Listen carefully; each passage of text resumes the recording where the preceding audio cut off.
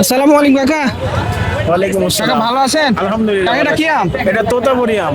তোতাপুরি? হ্যাঁ, হ্যাঁ। এই রং দিয়ে রাখছেন নাকি কাকা? না না, এটা গাছ থেকে এরকম কাঁচা রং মনে হয়। হচ্ছে একবার আপনি সুন্দর করে রং এটা তুলি দিয়ে রং pure করে রাখছেন। গাছেরই রং এটা। দাম আল্লাহ তাআলার দাম নিয়ামত বলছে কাকা, এটা। দাম বলছে হ্যাঁ, এটা 2200 টাকা মন। 2200 টাকা হ্যাঁ, মন। কত কেজিতে মন? এটা আপনার হলো মানেশ্বর আমরা বিক্রি করছি যে 54-53 তে মন।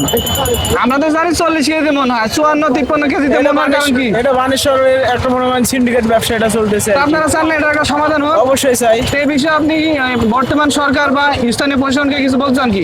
না, এই বিষয়ে আসলে বলার মতো লোক আমরা পাইনি খোঁজ। আসলে কাকে বলবো না, বিষয়টা? আপনি সোশ্যাল মিডিয়ায় বলতে চান কি বলেন?